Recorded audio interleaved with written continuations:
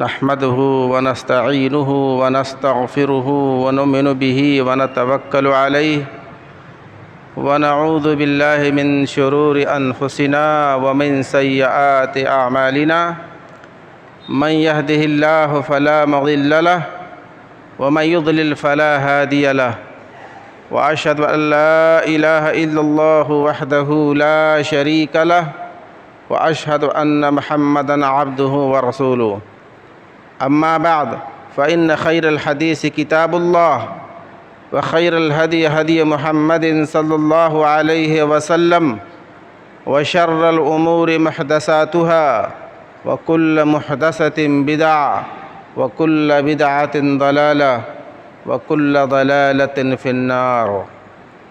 أعوذ بالله السميع العليم من الشيطان الرجيم من همزه ونفخه ونفثه بسم الله الرحمن الرحيم.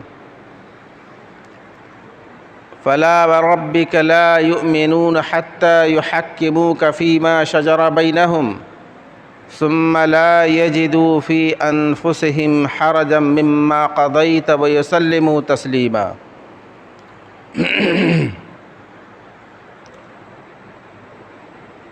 محترم حاضرین جمعہ،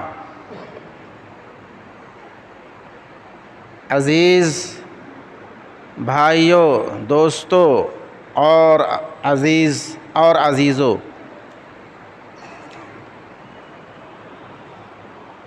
سب سے پہلے اللہ رب العالمین کے لیے حمد و ستائش ہے جس نے ہم کو اور آپ کو پورے جہان کو پیدا فرمایا اور عقل و خرد سے نوازا.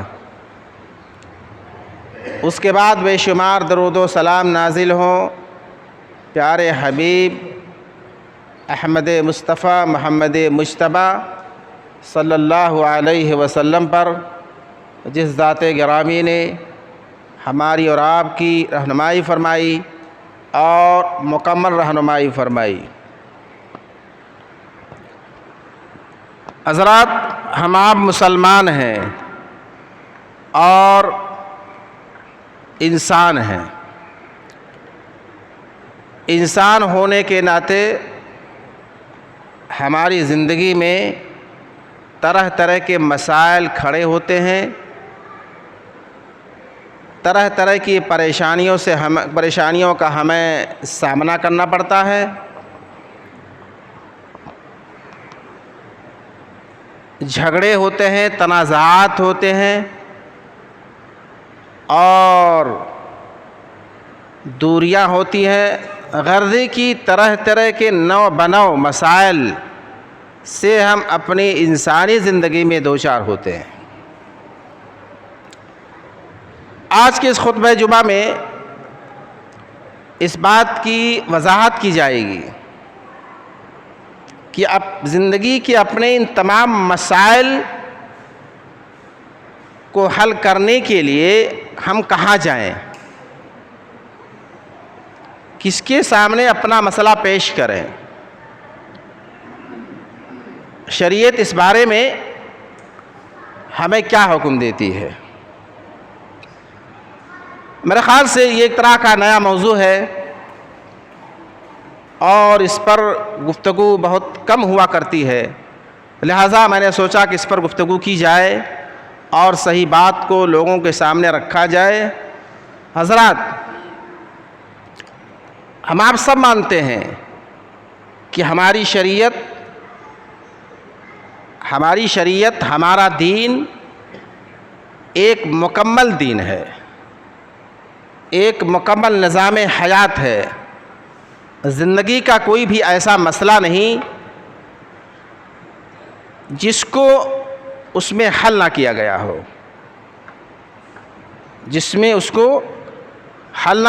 ہو، کوئی ایسی پریشانی نہیں جس کا صحیح حل نہ نکالا گیا ہو.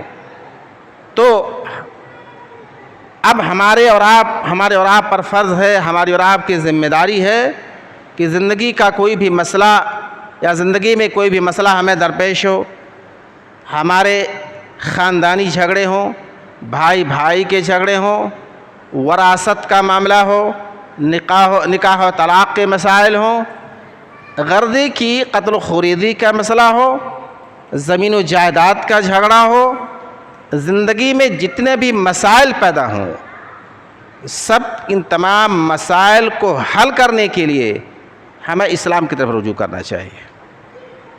اسلام میں ہمیں اس کا حل تلاش کرنا چاہیے۔ اسلام میں زندگی کے تمام مسائل کا حل ہے، اور اللہ کے نبی علیہ الصلاۃ والسلام کے دور میں جتنے بھی مسائل پیدا ہوئے زندگی کے، آپ علیہ الصلاۃ والسلام نے عملی طور پر لوگوں کے سامنے کر کے دکھایا اور اس کا حل نکالا۔ ہماری اور آپ کی زندگی کا سب سے بڑا المیہ یہ ہے، افسوسناک پہلو یہ ہے کہ ہم اور آپ، ہماری زندگی میں کوئی مسئلہ پیدا ہوتا ہے تو بڑی آسانی کے ساتھ ہم تھانہ پولیس میں چلے جاتے ہیں، اور بڑی آسانی کے ساتھ ہم ان غیر شرعی عدالتوں میں چلے جاتے ہیں۔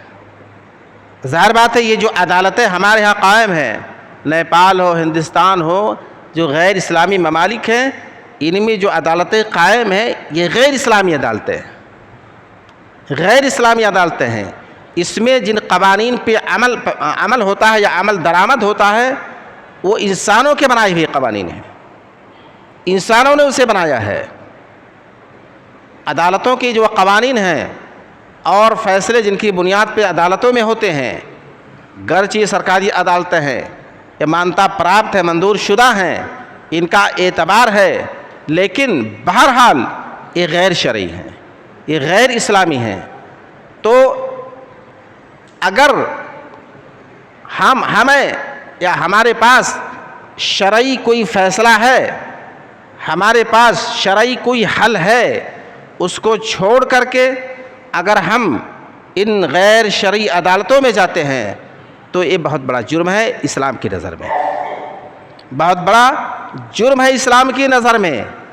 آئے دن کے واقعات بتاتے ہیں کہ مسلمان، ہم اور آپ مسلمان، پکے سچے نمازی، اسلام کو ماننے والے، شریعت پر عمل پیرا لوگ، اگر زندگی میں کوئی مسئلہ پیدا ہو جاتا ہے، نکاح کا مسئلہ ہو، طلاق کا مسئلہ ہو، زمین و جائیداد کا مسئلہ ہو، جھگڑا جھنجھٹ ہو، بڑی آسانی کے ساتھ ہم ان غیر شرعی عدالتوں میں چلے جاتے ہیں۔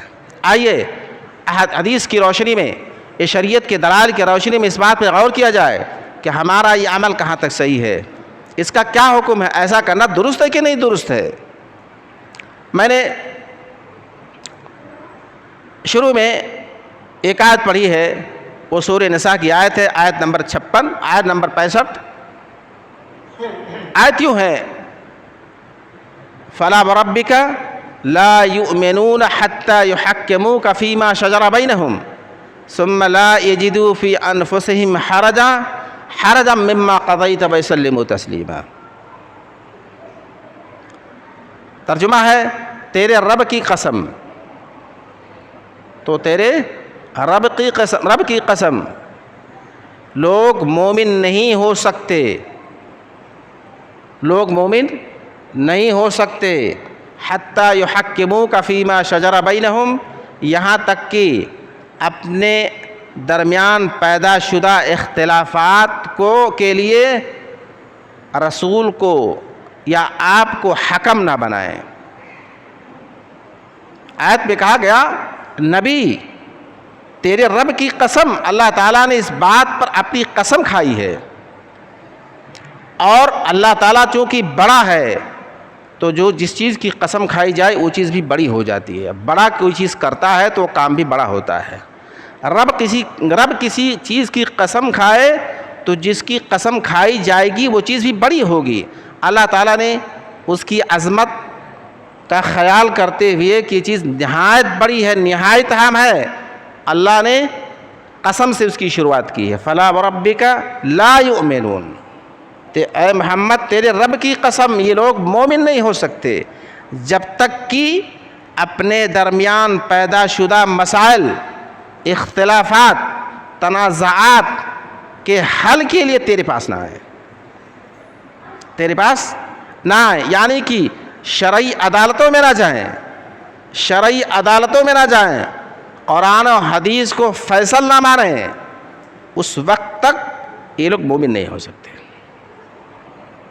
اور اس کے بعد کیا ہوا؟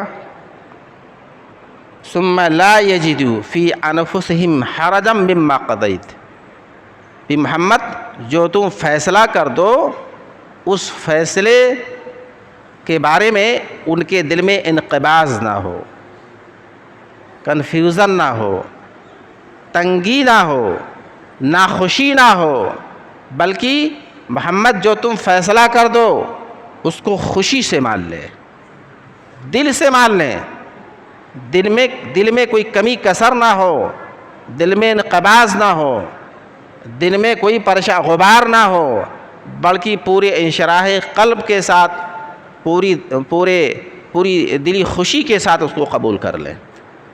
دو باتیں بتائیں گی، اس وقت تک مومن نہیں ہو سکتے جب تک کہ اپنے اختلافات کو، اپنے مختلف فی مسائل کو، اپنے جھگڑوں کو محمد تمہارے پاس نہ لے کے آئیں، پہلی بات۔ اور تم جب فیصلہ کر دو، فیصلہ ہونے کے بعد ان کے دل میں کوئی ملال نہ ہو،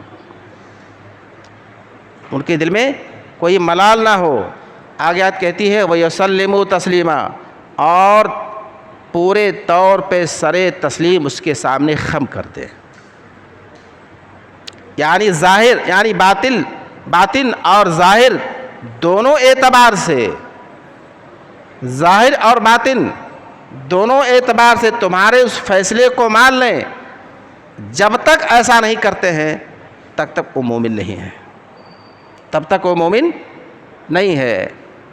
اس آیت کے شان نزول کے بارے میں یوں تو بہت ساری روایتیں ہیں، لیکن صحیح بخاری میں اس آیت کا جو سبب نزول یا شان نزول بتایا گیا ہے، یعنی جس کی وجہ سے یا جس معاملے کے پیدا ہونے پر یہ آیت آسمان سے اتری، وہ یہ ہے کہ ایک بار ایک بڑے مشہور صحابی ہیں زبیر بن العوام بڑے مشہور صحابی ہیں۔ یہ اللہ کے نبی علیہ الصلاۃ والسلام کے پھوپھی ذات تھے، صفیہ کے لڑکے تھے، اللہ کے نبی کی پھوپھی کے لڑکے تھے، زبیر بن عوام بڑے مشہور صحابی ہیں۔ ان کے پاس ایک باغ تھا، کھجوروں کا ایک باغ تھا۔ اس باغ کو گاہے بگاہے سیراب کرنا پڑتا تھا، پانی اس میں چلانا پڑتا تھا۔ ان کے باغ کے بغل میں ایک دوسرے آدمی کا باغ تھا، وہ بھی انصاری صحابی تھے، ان کا باغ تھا۔ ایک بار پانی چلانے میں یا باغ کو سیراب کرنے میں اس بات پر دونوں میں اختلاف ہو گیا۔ حضرت زبیر اور ان کے پڑوسی صحابی جو تھے، دونوں میں اختلاف ہوگا اس بات پر کہ پہلے میں پانی چلاؤں گا یا انہوں نے کہا پہلے میں پانی چلاؤں گا۔ اس بات پر اختلاف ہو گیا۔ جو نالا تھا یا نالی تھی یا گرودھا تھا، وہ گرودھا جہاں یا پانی جہاں سے آتا تھا، اس نالے کے سامنے سب سے پہلے زبیر کی کھیت پڑتی، زبیر کا مزرعہ یا باغ پڑتا تھا، اور بعد میں انصاری صحابی کا تھا۔ لیکن اصرار یہ تھا ان کا کہ آپ ابھی پانی مت چلاؤ، پہلے میں چلا لوں، اپنے کھیت کو، اپنے باغ کو سیراب کر لوں، اس کے بعد آپ چلاؤ۔ یہ معاملہ اللہ کے نبی کے پاس گیا۔ اللہ کے نبی علیہ الصلاۃ والسلام نے زبیر سے کہا کہ زبیر ایسا کرو، پانی تمہارا کھیت یا تمہارا باغ پہلے ہے، لہذا پہلے تم پانی چلا لو، لیکن مختصر پانی چلاؤ، تھوڑا سا چلا لو، اس کے بعد اس کو بھی دے دو پانی چلانے کے لیے۔ اسقیا زبیر ثم ارسل الماء الی جارک، زبیر پہلے تم پانی چلا لو، سیراب کر لو اپنے باغ کو، اس کے بعد یعنی تھوڑا سا پانی چلا لو اور اس کے بعد اس کو کھول دو اپنے پڑوسی کی طرف۔ اللہ کے نبی کا فیصلہ، کس کا فیصلہ؟ اللہ کے نبی کا فیصلہ۔ اس میں دونوں آدمی کی مصلحت کو آپ نے مد نظر رکھتے ہوئے فیصلہ دیا۔ ان کا بھی کچھ کام چل جائے، باغ تھوڑا سا سیراب ہو جائے، پانی کچھ مل جائے، باغ سوکھ رہا ہے، اس کے بعد پانی کھول دیں اور ان کا پڑوسی بھی باغ کو سیراب کر لے۔ انہوں نے اللہ کے نبی کے فیصلے پر تیور چڑھایا اور کہا کہ ان کان ابن عمتک. صحابی نے کہا ارے اللہ کے نبی آپ نے جو فیصلہ کیا ہے اس میں تو زبیر کی طرفداری آپ نے کی ہے، اور طرفداری آپ نے اس لیے کی ہے کہ آپ کے پھوپھی ذات ہیں، آپ کے پھوپھی ذات ہیں، آپ کے پھپھیرے بھائی ہیں، اس لیے آپ نے خاندان کا یا قرابت کا لحاظ کرتے ہوئے فیصلہ کر دیا ہے. اللہ کے نبی کے فیصلے پر اس رائے کا اظہار کیا. اس صحابی نے اللہ کے نبی کا تیور بدل گیا، آپ غضبناک ہو گئے. حدیث فتلون وجہ رسول اللہ، اللہ کے نبی کا چہرہ لال پیلا ہو گیا، آپ غصہ ہو گئے. اس کے بعد کہا اسقی یا زبیر وحبس الماء الى الجدر ثم ارسل الماء. کہا زبیر ایسا کرو، پانی کو روک لو اور پانی اس وقت تک چلاؤ جب تک کہ پورا میڑ بھر نہ جائے، پورے مڈیر تک پانی بھر نہ جائے، اس کے بعد پانی کھولو. اللہ کے نبی کے بتانے کا مقصد یہ تھا کہ میں نے جو پہلا فیصلہ کیا تھا اس میں رعایت تھی دونوں آدمی کی. تھوڑا سا چلا لو، اس کے بعد تمہارا باغ زندہ ہو جائے اور اس کے بعد پڑوسی کے لیے پانی کو چھوڑ دو، اس میں رعایت کی گئی تھی. لیکن صحیح فیصلہ اس کے بعد آپ نے کیا، کہا فیصلہ یہ ہے کہ چونکہ ان کا باغ پہلے پڑتا ہے لہذا ان کو پورے طور پہ سیراب کرنے کا حق ہے، اس کے بعد پڑوسی کیا پاری جائے گا. آپ نے اس کے بعد آخری فیصلہ سنایا، کہا زبیر پانی کو روک لو اور اس وقت تک پانی بھرو جب تک پانی مڈیر تک نہ پہنچ جائے، بھر نہ جائے باغ، اس کے بعد پانی کو چھوڑ دو. یہ واقعہ پیش آیا. اس کے بعد قرآن مقدس کی اس معاملے کو لے کر کے آیت کریمہ اتری آسمان سے، اور وہ آیت یہی ہے جو میں نے آپ کے سامنے پڑھی، فَلَا وَرَبِّكَ لَا يُؤْمِنُونَ حَتَّى يُحَكِّمُوكَ فِي مَا شَجَرَ بَيْنَهُمْ ثُمَّ لَا يَجِدُوا فِي أَنفُسِهِمْ حَرَجًا مِّمَّا قَضَيْتَ وَيُسَلِّمُوا تَسْلِيمًا. تیرے رب کی قسم کوئی مسلمان نہیں ہو سکتا، کوئی مسلمان نہیں ہو سکتا جب تک کہ تیرے پاس فیصلہ کرانے کے لیے نہ آئے، اور تیرے فیصلہ کر لینے کے بعد اس کو ظاہر و باطن سے مان نہ لے، اس کے دل میں کوئی انقباض نہ ہو، کوئی غبار نہ ہو، کوئی میل نہ ہو، بڑے انشراح قلب کے ساتھ، بڑی خوش دلی کے ساتھ اس کو مان نہ لے اور سر تسلیم خم نہ کر دے. آج سے پتہ چلا کہ اللہ کے نبی تو دنیا میں نہیں رہے، اللہ کے نبی دنیا میں نہیں رہے. یہ اس وقت کی بات ہے جب اللہ کے نبی زندہ تھے، موجود تھے. فرض قرار دیا گیا زندگی میں کوئی مسئلہ درپیش ہو، اختلافات ہوں، تنازعات ہوں، جھگڑے ہوں، سب کا حل تلاش کرنے کے لیے مسلمانوں صحابہ کرام نبی کے پاس جاؤ، کسی غیر کے پاس نہیں. اور نبی جب فیصلہ کر دے تو اس کو دل سے مان لو اور جسم و اعضاء سے مان لو. یہ حکم ہے. آج اللہ کے نبی زندہ نہیں ہے مگر آپ کی شریعت موجود ہے، قرآن و حدیث موجود ہیں. ایک مسلمان پر واجب ہے، ہم اور آپ اگر مسلمان ہیں تو ہم پر، آپ پر، تمام پر واجب ہے. زندگی میں کوئی مسئلہ اگر درپیش ہوتا ہے، نکاح کا مسئلہ ہو، طلاق کا مسئلہ ہو، زمین و جائیداد کا مسئلہ ہو، وراثت کا مسئلہ ہو، اور بٹوارے کا مسئلہ ہو، قتل اور خوردی کا مسئلہ ہو، غرضے کی زندگی کا کوئی بھی مسئلہ ہو، تو سب سے پہلے ہم اسلامی شریعت میں اس کا حل ڈھونڈیں. اسلام اس بارے میں مولوی صاحب آپ بتائیے کیا کہتا ہے، مفتی صاحب بتائیے کیا کہتا ہے. آپ مفتیان کرام کے پاس جائیے، معتبر اور مستند علماء کے پاس جائیے، ان سے سوال کیجئے، مولوی صاحب ہمارے گھر میں معاملہ ہے، ہمارے بھائی سے معاملہ ہے، ہمارے رشتہ دار سے معاملہ ہے، اس طرح کے معاملات درپیش ہیں، قرآن و حدیث اس بارے میں کیا کہتا ہے، ہمیں آپ بتائیے۔ اور معلوم ہونے کے بعد، معلومات کر لینے کے بعد سر تسلیم خم کر دینا ہے۔ یہ ہے ایمان، یہ ہے اسلام۔ لیکن اگر ہم نے اس کی خلاف ورزی کی، اپنی منمانی کی، تو علماء کے فتاووں کی روشنی میں ہم اسلام سے خارج ہو گئے۔ یہ نقطہ شاید نہیں معلوم ہے لوگوں کو۔ اگر ہم نے اور آپ نے اسلامی شریعت کو پسے پشت ڈال کر کے اپنی منمانی کی، ہم تھانہ میں گئے، ہم عدالت میں گئے، ظاہر ہے غیر شرعی عدالت ہے، انسانی بنائی ہوئی قوانین اس میں چلتے ہیں، انہیں کے مطابق فیصلے ہوتے ہیں۔ ہم نے اگر اپنی منمانی کی اور شریعت کے بتائے ہوئے فیصلے کو نہ مان کر ان غیر شرعی عدالتوں کی طرف رجوع کیا اور وہاں جا کے فیصلہ کرایا، تو بلا شبہ ہم اسلام سے خارج ہو گئے۔ ہمارا اسلام سے کوئی تعلق نہیں، ہمارا اسلام سے کوئی تعلق نہیں۔ کیوں؟ اس لیے کہ ہم نے گویا کہ اسلامی شریعت کا انکار کر دیا، اسلام کے قانون کا انکار کر دیا، یا اسلام کے قانون کو پسے پش ڈال دیا، اور غیر اسلامی قوانین یا وضعی قوانین، انسانوں کے بنائے ہوئے قوانین کو ہم نے بہتر سمجھا، ہم نے اچھا سمجھا، یا اپنے لیے نفع بخش اور مفید سمجھا، اس لیے ہم نے عدالتوں کی طرف رجوع کیا۔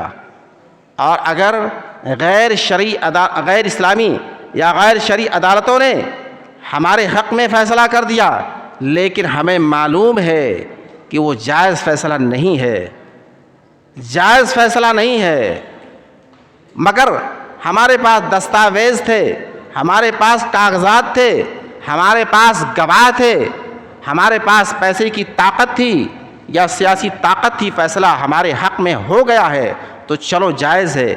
اگر ہم نے اس کو جائز مان لیا جبکہ معاملہ اس کے برخلاف ہے، امر واقع ویسا نہیں ہے، معاملہ اس کے برخلاف ہے، تو ہم نے دوہرا کفر کیا، تو ہم نے ڈبل کفر کیا، ہم نے ڈبل کفر کیا۔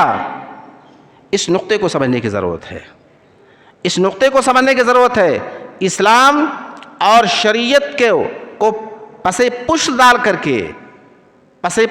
کر کے کوئی بڑی سی بھی بڑی عدالت ہو جو انسانوں کے بنائے ہوئے یا وضعی قوانین کی روشنی میں چلتی ہو، چاہے وہ امریکہ کی عدالت ہو، چاہے وہ انٹرنیشنل عدالت ہو، کہیں کی عدالت ہو، اگر ہم مسلمان ہوتے بھی ہیں بلا کسی مجبوری کے، بلا کسی جواز کے، منمانی کر کے وہاں جاتے ہیں تو ہم اسلام کا انکار کرتے ہیں۔ ہم نے اسلام کے قوانین کا انکار کیا، ہم نے اس کو پسے پش ڈالا، ہم نے اس کو لات مار دیا، یہ کفر ہے۔ اس لیے کہ علماء نے بتایا ہے جب کہ آپ نماز بھی پڑھتے ہوں، چاہے آپ نماز بھی پڑھتے ہوں، چاہے آپ روزہ رکھتے ہوں، چاہے اسلام کے دیگر قوانین کو مانتے ہوں، لیکن اگر آپ نے اسلام کے کسی ایک قانون کا انکار کر دیا، اسی قانون کا انکار کر دیا، یا کم از کم اس کو ناپسند مانا، یا کم از کم اس کو اپنے لیے غیر مفید مانا، تبھی آپ نے کفر کیا۔ اسلام کے کسی ایک قانون کا انکار یا استبدال دوسرے قانون کے ذریعہ، یہ کفر ہے، اسلام سے بندے کو خارج کر دیتا ہے، اسلام سے بندے کو خارج کر دیتا ہے۔ لہذا ہمارے سماج اور معاشرے میں آپ جانتے ہیں بڑے سارے مسائل پیدا ہوتے ہیں، بہت ساری اختلافات ہیں لوگوں کے، زمین و جائیداد کے اختلاف، جھگڑے جھنجھٹ ہیں، نکاح و طلاق کے اختلافات، وراثت کے اختلافات، تقسیم وراثت کے اختلافات، تمام مسائل ہیں زندگی کے، اور بڑی آسانی کے ساتھ ہم عدالت کی طرف رجوع کرتے ہیں، عدالت چلے جاتے ہیں، اور یہی نہیں، عدالت جانے کے بعد ہم بڑی خوشی کے ساتھ، انشراح قلب کے ساتھ اس کے فیصلوں کو مانتے ہیں، عمل کرتے ہیں۔ یہ ایمان کے منافی چیزیں ہیں، یہ ایمان کے منافی چیزیں ہیں۔ قرآن نے کیا کہا؟ فلا وربک لا یؤمنون حتی یحکموک فیما شجر بینہم، مومن نہیں ہو سکتے مومن نہیں ہو سکتے۔ ہم آپ جانتے ہیں کہ یہ قوانین جو انسانوں کے بنائے ہوئے قوانین ہیں، چاہے نیپال کی عدالت ہو، ہندوستان کی عدالت ہو، امریکہ کی عدالت ہو، انسانوں کے بنائے ہوئے قوانین ہیں۔ اور ہماری شریعت اللہ کی بنائی ہوئی شریعت ہے۔ ہماری شریعت کے قوانین اللہ کے بنائے ہوئے ہیں، جس میں کمی اور کسر کی کوئی گنجائش نہیں، جو قیامت تک کے لیے ہے۔ لیکن یہ انسانوں کے بنائے ہوئے قوانین، اس میں تمام تقصیرات ہیں، تمام کوتاہیاں ہیں، تمام کمیاں ہیں، اور حالات کے ساتھ ساتھ اس میں تبدیلیاں بھی ہوتی رہتی ہیں۔ حالات کے ساتھ ساتھ اس میں رد و بدل بھی ہوتا رہتا ہے، لیکن اللہ کے قانون میں تبدیلی نہیں ہے۔ لا تبدیل لخلق اللہ، اللہ تعالیٰ کے قانون میں کوئی تبدیلی نہیں، اس نے بنا دیا، اللہ نے بنایا ہوا ہے، جو ماضی کو بھی جانتا ہے، حال کو بھی جانتا ہے، اور مستقبل کو بھی جانتا ہے، اس نے بنایا ہوا ہے۔ اب اتنا اچھا قانون، اتنا اچھا اور معتبر قانون ہمارے پاس موجود ہے، لیکن ہم اس سے انحراف کر کے اور اس سے پہلو تہی کر کے، اس سے چشم پوشی کر کے عدالتوں میں جاتے ہیں، اور بہت فاتحانہ انداز میں جاتے ہیں، اور فیصلہ کرانے کے بعد اس پہ نازع اور فرح بھی ہوتے ہیں اور مطمئن ہو جاتے ہیں۔ اس پہلو پہ غور کرنے کی ضرورت ہے۔ ہماری عبادتیں، ہماری نماز اور ہمارا صدقہ، ہماری خیرات اور ہمارا حج کسی کام کا نہیں ہوگا، کیونکہ حقوق العباد میں سے ہے۔ اگر ہم نے دستاویز کی بنیاد پر، کاغذات کی بنیاد پر، معتبر یا مضبوط گواہوں کی بنیاد پر، یا روپے پیسے کھلا کر کے رشوت کی بنیاد پر اپنے حق میں فیصلہ کرا لیا ہے، جبکہ ہمیں بخوبی علم ہے کہ یہ فیصلہ غلط ہوا ہے، ہم نے طاقت کی زور پر یا دستاویز یا کاغذات کے زور پر ہم نے ہمارے حق میں فیصلہ، لیکن یہ غلط فیصلہ ہے۔ اللہ کی قسم، اللہ کے نبی نے فرمایا کہ صحابہ سے آپ نے مخاطب ہو کے فرمایا کہ صحابہ دیکھو، یہ شرعی عدالت کی بات بتا رہا ہوں میں، شرعی عدالت کی بات، یہ تو غیر شرعی عدالتیں ہیں، انسانوں کے بنائے ہوئے قوانین اس میں چلتے ہیں۔ شرعی عدالت کی بات میں کہتا ہوں، اللہ کے نبی نے فرمایا کہ صحابہ سے کہ دیکھو، کبھی ایسا ہوتا ہے تم میں دو لوگ ہمارے پاس آتے ہیں کسی معاملے کا فیصلہ کرانے کے لیے، اور ان میں سے کوئی الحن ہوتا ہے۔ الحن کا مطلب بات کرنے والا، خوب بات کرنے والا ہوتا ہے، زبان آور ہوتا ہے، اس کی زبان خوب چلتی ہے، اور دوسرا اس کی زبان، وہ الحن نہیں ہوتا ہے، وہ اپنی یعنی اس قدر بے زبان ہوتا ہے کہ اپنی بات نہیں ثابت کر پاتا، جبکہ وہ حق پہ ہے۔ انسان حق پر ہوتا ہے لیکن بے زبان ہوتا ہے، اس کی زبان نہیں چلتی، وہ اپنا حق نہیں ثابت کر پاتا۔ اور دوسرا انسان ناحق ہوتا ہے یا ناحق پہ ہوتا ہے اور اس کی زبان چلتی ہے، اور زبان کے چلتے میں اس کے دلائل کو سن کر، اس کی باتوں کو سن کر، اس کے دستاویز اور کاغذات کو دیکھ کر میں اس کے حق میں فیصلہ کر دیتا ہوں۔ میں تو انسان ہوں، مجھے کیا معلوم کون صحیح کون غلط ہے۔ ایک قانون ہے، ایک ضابطہ ہے عدالت کا، اس کی روشنی میں عدالت فیصلہ کر دے گی، دستاویز کی بنیاد پر، گواہوں کی بنیاد پر عدالت فیصلہ کر دے گی۔ تو اگر میں کسی کی زبان آوری کی وجہ سے اس کے حق میں فیصلہ کر دیتا ہوں، جبکہ امر واقعہ اس کے خلاف ہے، معاملہ اس کے برخلاف ہے، میں حقیقت تک نہیں پہنچ پاتا ہوں، تو جان لو کہ میں نے اسے جہنم کا ایک ٹکڑا دیا ہے، جان لو میں نے اسے جہنم کا ایک ٹکڑا دیا ہے۔ اگر میں نے غلط فیصلہ کر دیا، کوئی حقدار کسی بات کا نہیں تھا، کسی چیز کا نہیں تھا، لیکن میں نے اس کے حق میں فیصلہ کر دیا ہے، تو میں نے اسے جہنم کا ایک ٹکڑا دیا ہے، جہنم کا ایک ٹکڑا دیا ہے۔ یہ کس کی بات ہے؟ ہمارے نبی علیہ الصلوۃ والسلام کی۔ فیصلہ کس نے کیا؟ نبی نے کیا۔ فیصلہ صادر ہوا نبی کی زبانی، لیکن وہ خلاف واقعہ ہے، امر واقع اس کے خلاف ہے، بات الٹی ہے، اس کسی کا حق کسی کو دے دیا گیا دلائل کی بنیاد پر، شواہد کی بنیاد پر یا دستاویز کی بنیاد پر، تو نبی کا کیا ہوا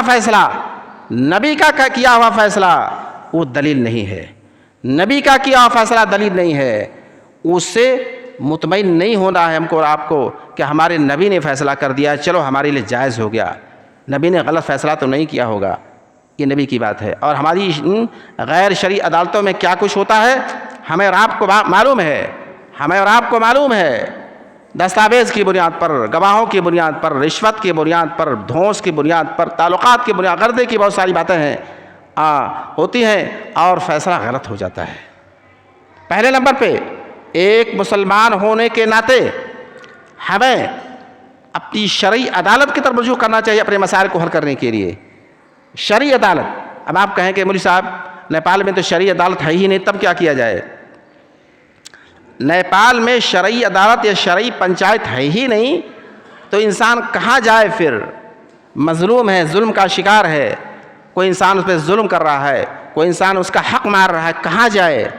اس کا جواب یہ ہے کہ جی مجبوری میں، حالت اضطرار میں اگر آپ کا واقعی حق کوئی مار رہا ہے، واجب حق ہے، آپ کی وہ چیز ہے، لیکن وہ مار رہا ہے، زبردستی لے رہا ہے، یا کوئی انسان آپ پر زبردستی کر رہا ہے، ظلم کر رہا ہے، آپ کو ستا رہا ہے، آپ کی عزت و آبرو پر ہاتھ ڈال رہا ہے اور کوئی آپ کا پرسان حال نہیں ہے، سماج سمجھاتے سمجھاتے تھک گیا لیکن اپنی زیادتی سے وہ باز نہیں آ رہا ہے، تو ایسی صورت میں غیر شرعی عدالتوں میں جانا حالت اضطرار میں درست ہے۔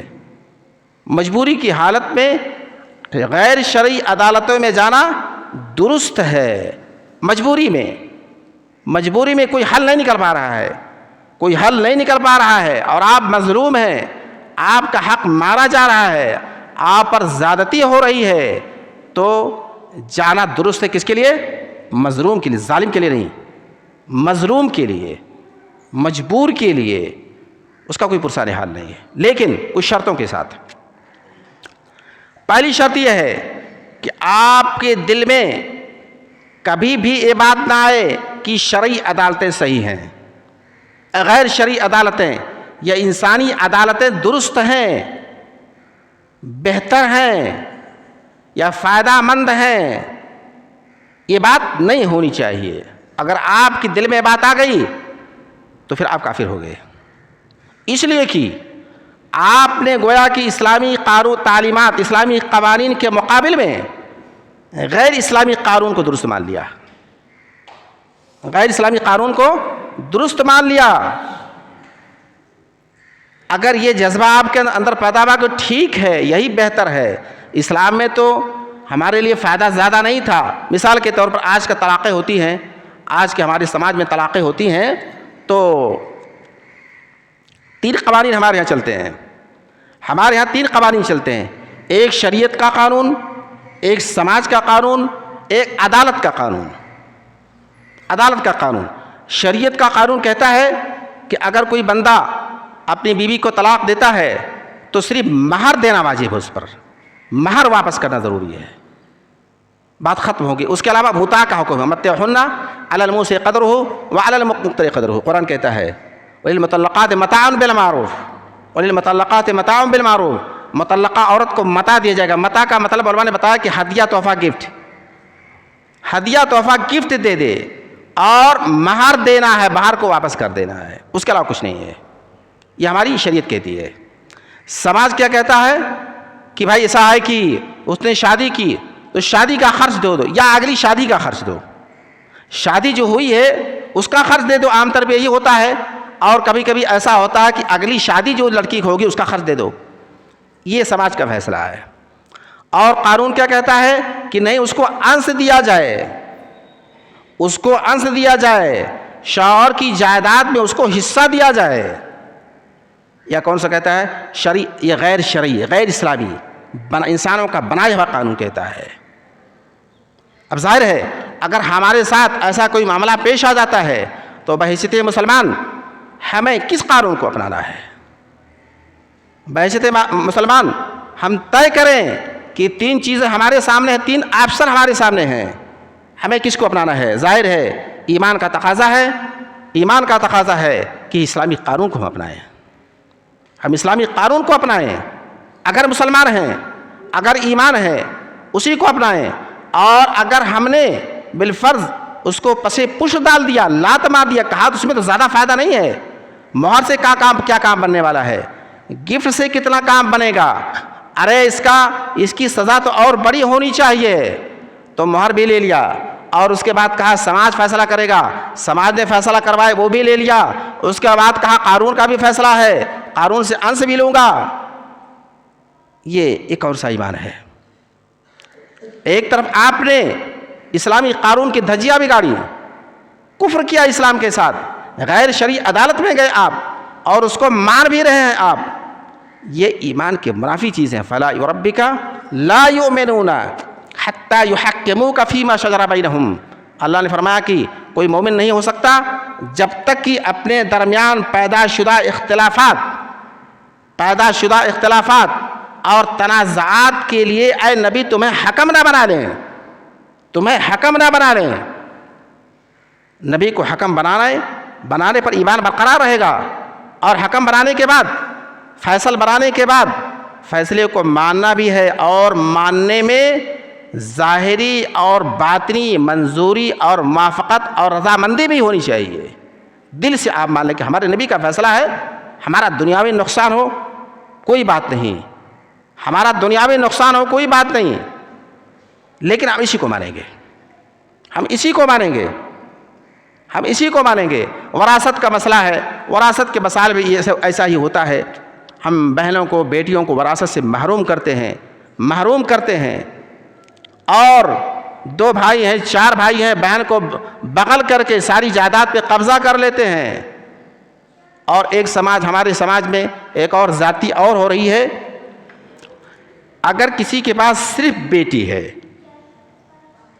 اور ایک بیٹی ہے تو ساری جائیداد کی مالک ہو جاتی ہے، اور اگر کئی بیٹیاں ہیں تو یا بیٹیاں ہیں اور اس کے ساتھ بیٹا ہے تو کچھ بھی نہیں پاتی ہے، اگر بیٹی کے ساتھ بیٹے ہیں تو کچھ نہیں پاتی ہے، اور اگر بیٹے نہیں ہیں، ساری بیٹیاں ہیں یا ایک بیٹی 2 بیٹی تو سارا لے لیتی ہیں۔ یعنی کہ کبھی وہ ظالم بنتی ہے تو خوب ظالم بنتی ہے، اور کبھی مظلوم بنتی ہے تو خوب مظلوم بن جاتی ہے۔ یہ ہمارے سماج کا قانون ہے، بیٹیاں یا ایک بیٹی 2 بیٹی ہیں، بیٹے نہیں ہیں تو ساری جائیداد کی وارث بن جاتی ہے، یعنی ظلم کی انتہا کر دیتی ہے، بہت بڑی ظالم بن جاتی ہے۔ اور اگر اس کے ساتھ ساتھ بیٹے ہیں تو کہتی ہمارا کچھ نہیں ہے، سب بھیا کا ہے، مظلوم بنتی ہے تو خوب مظلوم بن جاتی ہے۔ اسلام کا قانون نہیں ہے۔ اگر اس پہ ہم عمل پیرا ہوتے ہیں اور اس طرح کے مسائل ہمارے اندر پیدا ہوتے ہیں اور عدالتوں میں جاتے ہیں تو کئی جرم کا ہم ارتکاب کرتے ہیں، اسلام کی تعلیمات کا انکار، اور طاغوت کو ماننا، طاغوت کو تسلیم کرنا، یہ بہت ساری چیزیں ہیں، خرابیاں پیدا ہو جاتی ہیں۔ وَمَن لَّمْ يَحْكُمْ، قرآن نے کہا وَمَن لَّمْ يَحْكُمْ بِمَا أَنزَلَ اللَّهُ فَأُولَٰئِكَ هُمُ الْكَافِرُونَ، وَمَن لَّمْ يَحْكُمْ بِمَا أَنزَلَ اللَّهُ فَأُولَٰئِكَ هُمُ الْكَافِرُونَ، قرآن کا فیصلہ ہے۔ اللہ رب العالمین سے دعا کر، رب العالمین زندگی کے مسائل جو پیدا ہوتے ہیں ان میں ہم اسلامی قانون پر عمل کریں، کوشش کریں، ہمارے اور آپ انسان ہیں، اختلافات ہوتے ہیں، مسائل کھڑے ہوتے ہیں، کوشش کریں، شرعی عدالت تو نہیں ہو پائے گی، کم سے کم شرعی پنچایت بنا کر کے، یا شرعی پنچایت بھی نہ ہو، 2 لوگ 4 خاندان کے بیٹھ کر کے اس مسئلے کو شریعت کے انداز میں ادا کرنے کی کوشش کریں، شریعت کے انداز میں سمجھنے اور حل کرنے کی کوشش کریں، اسی میں ہمارا فائدہ ہے۔ دنیا میں بھرے نقصان ہو جائے، لیکن آخرت کی خرابی اور آخرت کا خسارہ بہت بڑا خسارہ ہے، جنت اور جہنم کی بات ہے۔ اللہ رب العالمین ہمیں اس بات کی توفیق دے۔ وآخر دعوانا الحمدللہ رب العالمین۔ بارک اللہ لنا ولکم فی القرآن العظیم ونفعنی وإیاکم بالآیات والذکر الحکیم، انہ تعالی جواد کریم ملک رؤوف الرحیم۔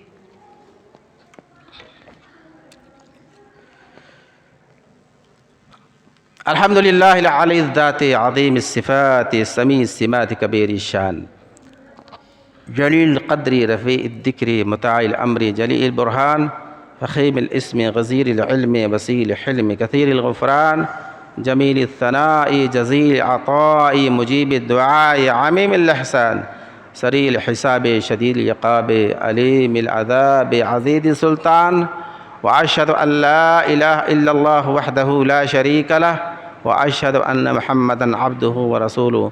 أعوذ بالله السميع العليم من الشيطان الرجيم.